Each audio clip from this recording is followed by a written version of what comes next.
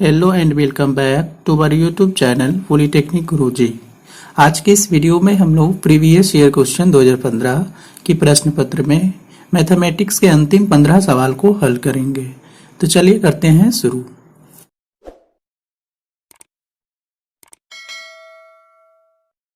Question number 16 आपके screen पे दिख रहा होगा।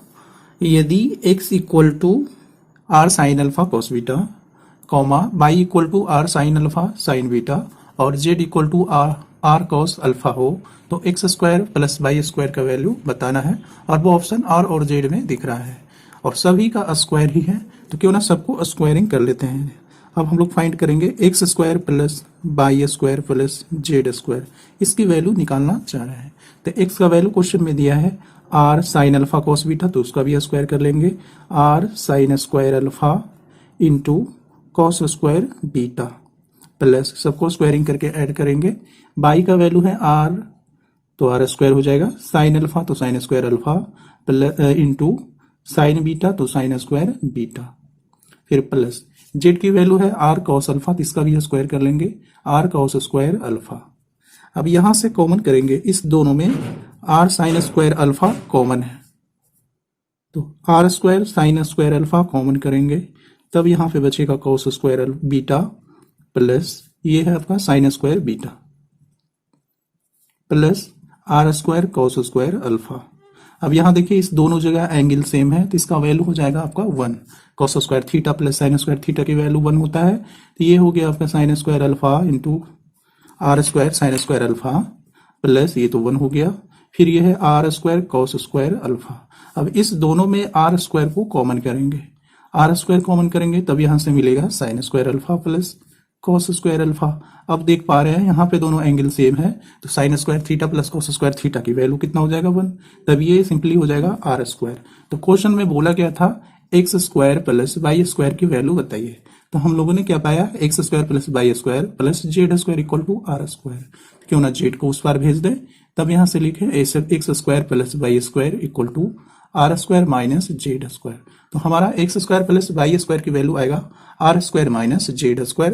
देखिए ऑप्शन 1 मैच किया, आंसर ए। क्वेश्चन नंबर 17, एक साइकिल के पहिए का त्रिज्या दिया हुआ है आपका 14 सेंटीमीटर, आर इक्वल टू दिया है 14 सेंटीमीटर। तो बोला जा रहा है 50 पूर्ण चक्कर करने में पहिया ने कितनी दूरी तय की है।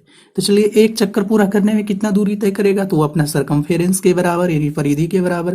तो पहिया वृत्ताकार है तो उसका परिधि लिख देंगे 2 पाई आर, और ये 2 पाई रेडियस इसका दिया कितना है तो 14, और ये कितना हो जाएगा 28 पाई सेंटीमीटर बोलेंगे एक चक्कर में।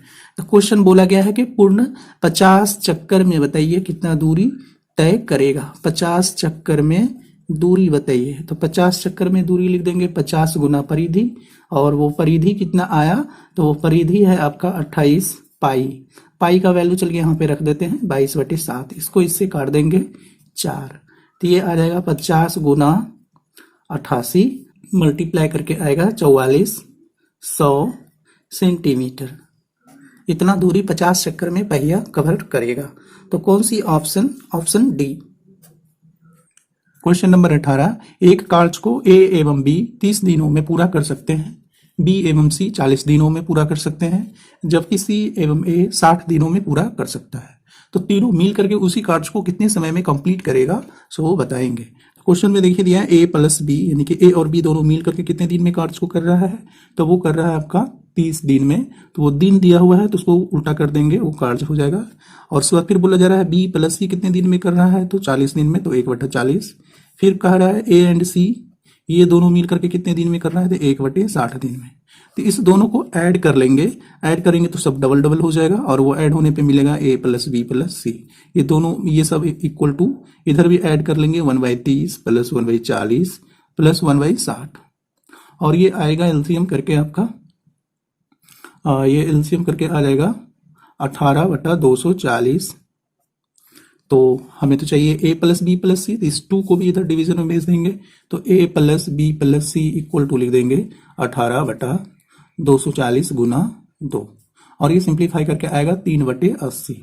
तब दिन पूछा गया था कितने दिन में पूरा करेंगे समय, तो यहाँ पे उल्टा कर देंगे 80/3 कर देंगे, इसको मिक्स फ्रैक्शन में कर लेंगे तो आ जाएगा 26 से ही 2/3 दिन। इतने दिनों में वो तीनों मिल करके काम को कंप्लीट करेगा। Option B. क्वेश्चन नंबर 19, एक आंतरिक एवं बाह्य व्यास 4 सेंटीमीटर और 8 सेंटीमीटर वाले खोखले गोले को पिघलाकर, ये देखिए आपका खोखला गोला, इसका आंतरिक त्रिज्या ये होगा और ये बाहरी त्रिज्या, इसको पिघला करके समान आधार के व्यास का एक शंकु बना दिया गया है। इसको पिघला करके क्या करेंगे, अब एक शंकु बना दिए ये। तो पूछा क्या है कि शंकु की ऊंचाई बताइए। शंकु की ऊंचाई ये होगा h, यही बताना है।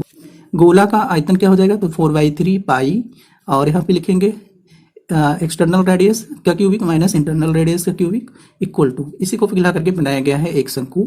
तो 1/3 शंकु का वैल्यू होता है 1/3 पाई r स्क्वायर इंटू h। अब वैल्यू पुट करेंगे रेडियस का 4/3 पाई। क्वेश्चन में बोला गया है इसका बाहरी त्रिज्या कितना है, तो 8 का है। बाह्य त्रिज्या व्यास दिया हुआ है 8, तो त्रिज्या हो जाएगा इसका 4 का स्क्वायर माइनस, और इनर रेडियस डायमीटर दिया इसका 4, तो उसका स्क्वायर आ जाएगा 2, तो 2 क्यूबिक है तो 2 का क्यूबिक लिखेंगे इक्वल टू 1/3 पाई। और ये जो शंकु बनाया गया है कोण, वो बोला गया है कि 8 सेंटीमीटर आधार के व्यास का बनाया गया है, यानी कि इसका त्रिज्या जो होगा वो 4 सेंटीमीटर है। तो 4 का स्क्वायर इंटू हाइट फाइंड करना है, तो 3 से 3 काट देंगे, पाई से पाई कैंसिल, और इसी को आगे प्रोसीड करते हैं। 4 का क्यूबिक, तो 4 का क्यूबिक हो जाएगा आपका 64 माइनस 2 का क्यूबिक हो जाएगा 8 इक्वल टू 4 का स्क्वायर इधर लिख देंगे 16 इंटू हाइट h। तो ये हो जाएगा 4, और ये घटा करके आएगा,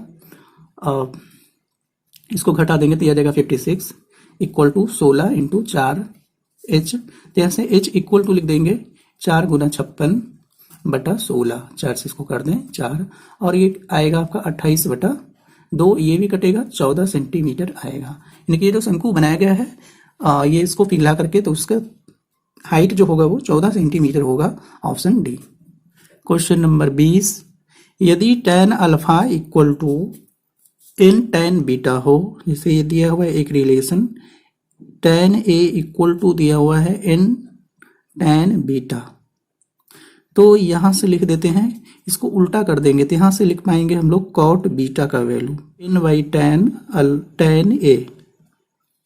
अब उसी तरीके से दूसरा रिलेशन दिया है साइन a इक्वल टू बोला जा रहा है m इंटू साइन b है, तो यहां से भी उल्टा कर देंगे, साइन का उल्टा कौशिक, तब यहां से मिलेगा आपका कौशिक b, यानी कि कौशिक b इक्वल टू ये हो जाएगा m/साइन a।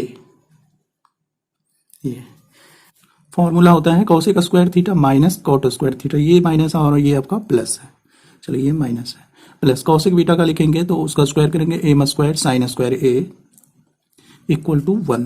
इसको साइन कोस में चेंज कर लेते हैं 10 को, चलिए प्लस वाले को पहले लिख देते हैं m square divided by sine square a minus, और इसको 10 को साइन y कॉस लिखेंगे तो कॉस ऊपर चला जाएगा, यानी कि n square into cos square a divided हो जाएगा नीचे sine square a equal to 1। अब इसी का एलसीएम करेंगे, एलसीएम होगा साइन स्क्वायर a, और ये हो जाएगा m square minus n square cos square a equal to 1। Cross multiply करेंगे तो m square minus n square cos square a equal to sine square a होगा, और साइन स्क्वायर a को लिख देंगे 1 minus cos square a। Cos वाले term को उधर भेज देंगे, ये देखिए 1 को इस बार लाएंगे तो इधर माइनस में आएगा इक्वल टू, और ये n square cos square a इस बार प्लस में आ जाएगा, और ये आपका माइनस में कॉस स्क्वायर a है। अब यहां से कॉस स्क्वायर a को कॉमन करेंगे, तब ये बचेगा n स्क्वायर माइनस 1, और इधर है m स्क्वायर माइनस 1, तब यहां से देख पा रहे हैं m स्क्वायर माइनस 1, उसको इस बार ले आएंगे डिवीजन में आ जाएगा n square minus 1 equal to क्या मिला, तो कॉस स्क्वायर a। तो क्वेश्चन में इसी की वैल्यू पूछा गया था m square minus 1 divided by n square minus 1 का वैल्यू बताइए, तो वो किसके बराबर आएगा, तो कॉस स्क्वायर a के बराबर होगा। Option D. क्वेश्चन नंबर 21, बिंदु A से वृत्त पर खींची गई स्पर्श रेखा की लंबाई l, वृत्त की त्रिज्या का 4/3 है, तो A से वृत्त की न्यूनतम दूरी ज्ञात करना है। चलिए फिगर से समझते हैं। ये है आपका वृत्त, इसका केंद्र O, और इस पर एक स्पर्श रेखा खींच दिए हैं टेंजेंट लाइन AB, और इसी टेंजेंट लाइन L के बारे में बोला गया है कि रेडियस का कितना है 4/3, तो L इक्वल टू 4r/3 यहाँ पे लिख दिए। अब इस टेंजेंट लाइन का पॉइंट ए को सेंटर से ज्वाइन कर दिए। तब यहाँ देखिए ये ओ से लेकर के बी तक का डिस्टेंस, ये वृत्त का रेडियस होगा त्रिज्या, ओ से सी तक का भी डिस्टेंस वृत्त का त्रिज्या होगा रेडियस। अब रहा ए से सी, यहाँ पे सी पॉइंट नाम दे दिए, ए सी जो उसको हम लोग एक्स मान लिए हैं, और यही स्पर्श रेखा से यानी बिंदु ए से वृत्त की न्यूनतम दूरी होगा, सबसे छोटा दूरी यही है ए सी, यही दूरी एस फाइंड करना है और इसको मान लिए हैं एक्स, यानी कि एक्स का वैल्यू हम लोग फाइंड करेंगे। तो सर्किल चैप्टर में एक थ्योरम पढ़े होंगे, वृत्त का रेडियस जो होता है त्रिज्या टेंजेंट लाइन यानी स्पर्श रेखा के साथ लंब बनाती है, यानी 90 डिग्री का एंगल बनाएगा। तब यहां से क्या देख पा रहे हैं, यहां से देख पा रहे हैं कि ए ओ बी एक समकोण त्रिभुज है, त्रिभुज का नाम ए ओ बी एक समकोण त्रिभुज है। तो इसमें पाइथागोरस प्रमेय लगा देंगे। इसका हाइपोटेनस यानी कि कर्ण क्या है, तो ए ओ का स्क्वायर इक्वल टू अन्य दो भुजा के वर्गों के योगफल के बराबर होगा, तो ए बी का स्क्वायर प्लस ओ बी का स्क्वायर लिखेंगे। ए ओ को हम लोग लिख सकते हैं ए सी प्लस ओ सी का whole square equal to A B का स्क्वायर प्लस ओ बी का स्क्वायर। अब यहाँ पे वैल्यू रखेंगे, ए सी को एक्स मान लिए थे प्लस ओ सी आपका रेडियस है त्रिज्या का होल स्क्वायर, ए बी क्या है तो एल का वैल्यू 4r/3 है उसका स्क्वायर करेंगे प्लस ओ बी क्या है तो वृत्त का त्रिज्या आर स्क्वायर। इसी को सॉल्व करेंगे इस इक्वेशन को, तो इधर है एक्स प्लस आर का होल स्क्वायर, इसको एक्सपेंड नहीं करेंगे, कैलकुलेशन लेंथी हो जाएगा उस तरीके से। यहाँ आ गया आपका 16 आर स्क्वायर 3 का 9 प्लस आर स्क्वायर, यहाँ पे एलसीएम कर लेंगे 9, 16 r square plus 9 r square, ये ऐड होकर के आ जाएगा आपका 25 आर स्क्वायर बाई 9। तब यहाँ है एक्स प्लस आर का होल स्क्वायर इक्वल टू, इसको लिख सकते हैं 5r/3 का होल स्क्वायर, स्क्वायर से स्क्वायर कैंसिल, तब यहाँ से x इक्वल टू लिख देंगे 5r/3 माइनस r, ये वाले r इधर माइनस में आ जाएगा, और यहाँ से एलसीएम कर लेंगे 3, तो 5r minus 3r equal to आ जाएगा आपका 2r/3, 2r/3। तो यहाँ 2/3 एल के टर्म में देख रहे हैं ऑप्शन 2r/3 कहीं भी नहीं लिखा हुआ है ऑप्शन में, तो इसको एल के टर्म में चेंज कर लेते हैं। तो यहाँ से r का वैल्यू क्या लिख पाएंगे, ये जो क्वेश्चन में दिया हुआ था L 4r/3 है, तो यहाँ से r आएगा 3l/4, यहाँ पे पुट कर लेते हैं 3l/4, 3 से 3 कैंसिल और 2 से 4 कटेगा 2, तो x जो आ रहा न्यूनतम दूरी वो कितना आ रहा, तो टेंजेंट लाइन L जो है स्पर्श रेखा की लंबाई उसकी आधी होगी, तो ऑप्शन सी। क्वेश्चन नंबर 22, एक पोलिनोमियल लिखा हुआ है, उसका फैक्टराइजेशन करना है, एक गुणज बताना है कि ये सभी चारों ऑप्शन में से कौन सा है। तो इसको चलिए फैक्टराइज करेंगे। सबसे पहले वो दिया है A square minus B square into C square minus D square और माइनस आपका है 4abcd। तो इसी को आगे ले चलते हैं, यहां से इसको मल्टीप्लाई कर देते हैं, ये दो आपको दिख रहा है ब्रैकेट, इसको मल्टीप्लाई करेंगे, मल्टीप्लाई करने पे मिलेगा आपको ए स्क्वायर सी स्क्वायर, एक उसी से मल्टीप्लाई किया, फिर minus a square d square, फिर हो जाएगा आपका minus B square c square, फिर हो जाएगा minus minus plus b square d square, और माइनस ये जो है आपका 4abcd, इसको एज इट इज लिख दिया बराबर। अब यहाँ पे ए स्क्वायर सी स्क्वायर प्लस ये वाला लिख रहे हैं प्लस वाले को बी स्क्वायर डी स्क्वायर, और यहाँ पे माइनस, यहाँ देखिए 4abcd है, यहाँ पे 2 को यहाँ पे लिख रहे हैं, 2 ठो लिखेंगे abcd, ये लिखेंगे ब्रैकेट बंद। फिर आप यहाँ देख रहे हैं तो माइनस के साथ कॉमन करके लिख रहे हैं, तो ये आपका हो जाएगा ए स्क्वायर डी स्क्वायर, ये देखिए माइनस में था वो प्लस बन जाएगा क्योंकि माइनस कॉमन कर दिए। फिर अगर लिखेंगे plus b square c square minus में है तो माइनस कॉमन करके, तो यहाँ लिखेंगे प्लस में बी स्क्वायर सी स्क्वायर। अब माइनस 2ab एक तो ऑलरेडी यहाँ लिख चुके हैं, एक और लिखना है, तो यहाँ पे माइनस है तो इसलिए यहाँ पे प्लस लिखेंगे 2abcd। तब इस दोनों ब्रैकेट में देख रहे हैं एक फॉर्मूला लिखा हुआ है, ये हो जाएगा a माइनस बी का होल स्क्वायर, ए के रूप में आपका ac माइनस बी के रूप में आपका bd का होल स्क्वायर, माइनस ये हो जाएगा a प्लस बी का होल स्क्वायर, यानी कि a square d square minus b a minus b का होल स्क्वायर लिखेंगे, एडी माइनस बी, अच्छा प्लस है तो एडी प्लस बी सी का होल स्क्वायर, ये मिला। अभी भी फैक्टर के रूप में नहीं आया है, तब इसको पढ़ेंगे पूरे को a और इस पूरे को पढ़ेंगे b, तब देखेंगे क्या है a square minus B square है, तो इसको लिख सकते हैं अलजेब्रा का फॉर्मूला से a plus B into A minus B, तो ए सी प्लस ए एक रूप में आपका A C minus B D plus B है आपका A D plus B C, A plus B लिख दिया। अब इंटू लिखेंगे ए माइनस बी, यानी A C minus B D minus A D minus BC। अब यही दो फैक्टर निकल कर आया। अब देखेंगे यही सब दोनों में से कोई एक फैक्टर दिया हुआ है ऑप्शन में, AC माइनस BD, यहाँ देखिए, फिर BC प्लस AD। हाँ, तो ऑप्शन ये वाले फैक्टर क्वेश्चन में ऑप्शन में दिया हुआ है, और वो कौन सी ऑप्शन में है, तो ऑप्शन B में है, तो B हमारा आंसर होगा। क्वेश्चन नंबर 23, मंगलवार, बुधवार और बृहस्पतिवार का औसत तापमान दिया हुआ है 42 डिग्री सेल्सियस, जबकि बुधवार, बृहस्पतिवार और शुक्रवार का औसत टेम्परेचर दिया हुआ है 47 डिग्री। और यदि मंगलवार का तापमान जो आपका दिया हुआ है 33 डिग्री, यानी कि मंडे का दे दिया है, ट्यूसडे का टेम्परेचर दे दिया है क्वेश्चन में 33 डिग्री, उसके बाद फिर एवरेज में दिया हुआ है, तो किसका किसका औसत दिया हुआ है, तो आपका मंगलवार यानी कि ट्यूसडे प्लस बुधवार का दिया है तो वेडनेसडे प्लस फिर आपका बृहस्पतिवार का तो थर्सडे लिखेंगे। इस तीनों का औसत दिया है 42 डिग्री सेल्सियस। तो औसत में अगर संख्या को मल्टीप्लाई कर देते हैं तो वो योगफल आ जाता है। तो कितने दिन का औसत है 3, तो यहाँ पे 3 मल्टीप्लाई कर देंगे तब जाकर के ये कितना मिलेगा 126 डिग्री। तो ये आ गया तीनों का योगफल।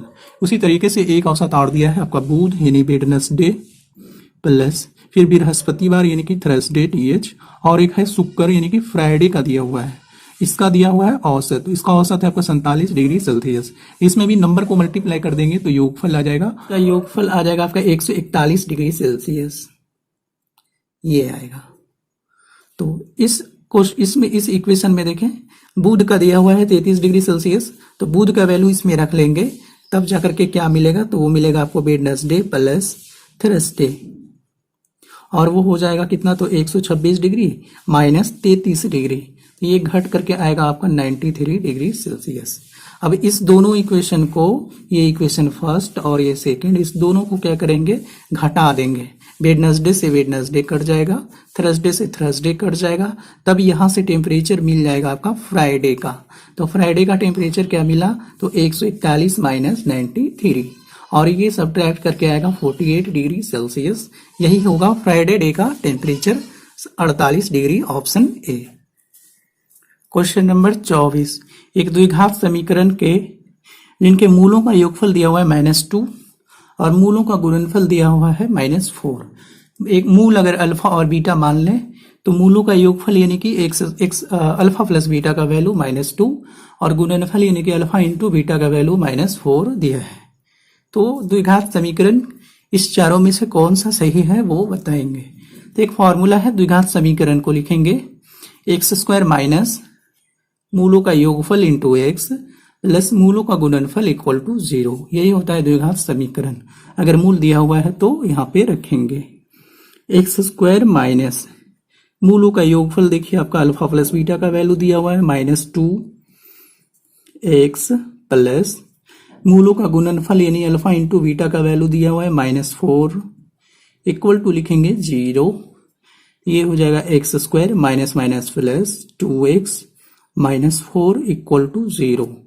ये आ गया आपका द्विघात समीकरण इक्वेशन। देखिए कौन सी ऑप्शन मैच कर रहा, x² plus 2x minus 4, option सी।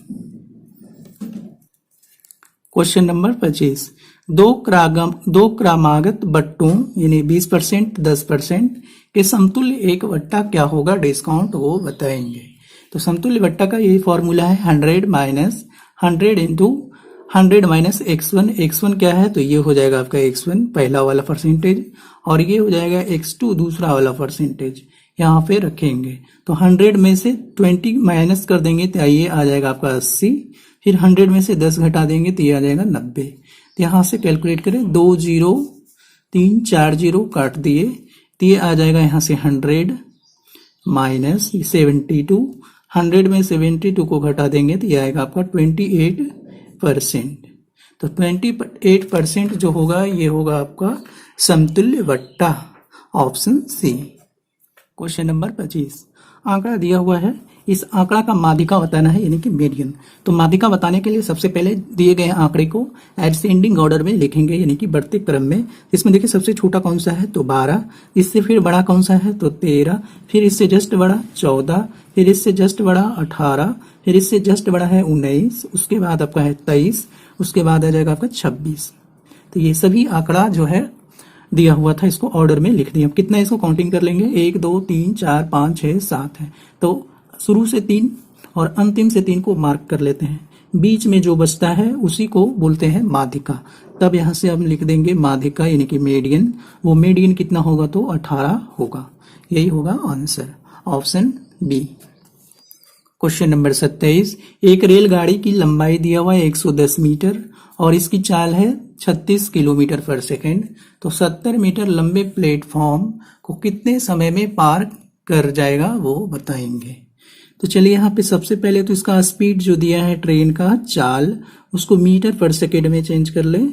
वो है 36 किलोमीटर पर आवर, तो 5/18 कर लेंगे तो ये आ जाएगा आपके यहाँ से 10 मीटर पर सेकेंड। बस चाल का अब बेसिक फॉर्मूला लिख देंगे। चाल होता क्या है तो दूरी बटा समय।